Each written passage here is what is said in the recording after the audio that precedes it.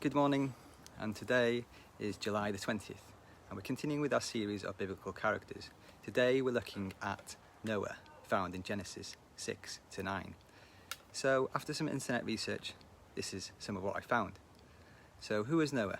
We've all heard the story of Noah and the Ark. Just as the author of the book mentioned, we probably heard the story from childhood. But as the author mentions, he was surprised at how we could have turned such a story into a children's story. Well, I suppose there's two ways of looking at it. Either it's the death and destruction of a fallen humanity, or we can look at it from the aspect of a new covenant that God put in place with Noah, his family, and ultimately the rest of humanity. So today we're looking at the person of Noah and his characteristics. Noah can be seen as having the following attributes.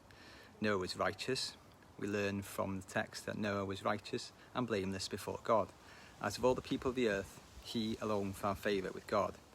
Everyone else was so corrupt and hateful towards each other, even loving, patient God could not bear it anymore.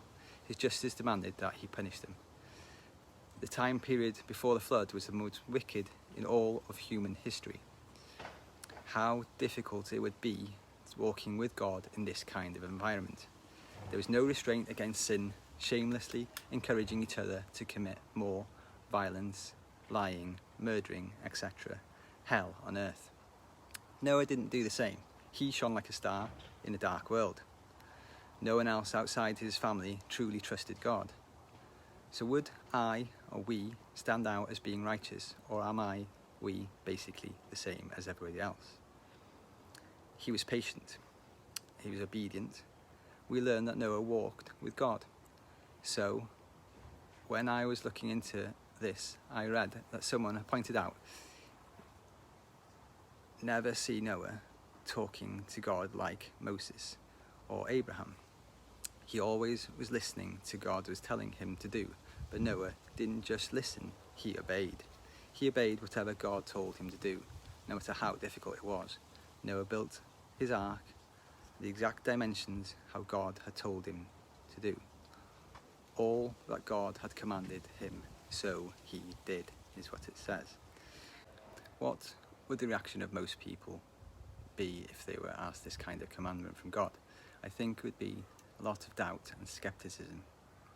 I've never seen anything like that before. Where's it all the water going to come from anyway? How are we going to keep so many animals alive? How can we catch all the animals and get them into the ark? All those type of things would be going through our minds. But each step of building the ark would bring more questions. Where can we get all the materials? What are our friends going to say when we start building a big boat in the middle of nowhere? Why are we getting in? I don't see anything coming, and so on. They needed immense faith to complete the building of the ark. This is why Noah is listed in the Hall of Faith in Hebrews 11, chapter 7. It was by faith that Noah built a large boat to save his family from the flood. He obeyed God, who warned him about things that never happened before. By his faith, Noah received the righteousness that comes by faith. Until the animals started arriving, there would have been no signs that it was coming. Life would have gone on exactly as it did before. Friends and maybe even family would have gone from questioning Noah to laughing at him. You can imagine some of the names they called him and the ark.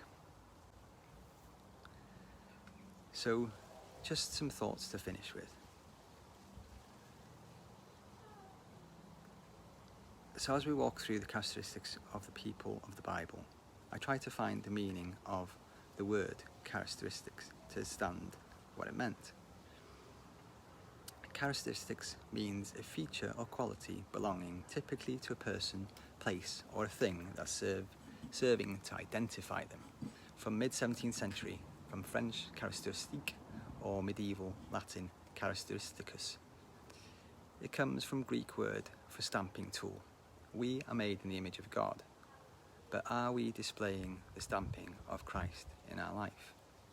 So the other thing I was thinking about that came to my mind is, what is God calling you or me to do? What is your ark? to get ready for a coming flood in your or my life, be it an illness or death of a loved one or something else. God may be calling you to make preparations to keep you metaphorically afloat during this time. He may have told you what you need to do, as you've heard in the story of Noah. If you obey, God will give you the vessel to carry you through the calamity. So stand firm in obedience. Others may not understand what you may be doing, but be patient and strong, knowing that God is preparing us. Have faith, just like faith described in Hebrews, the essence of things hoped for, the conviction of things not seen. Have a good day, everyone. Enjoy. Bye.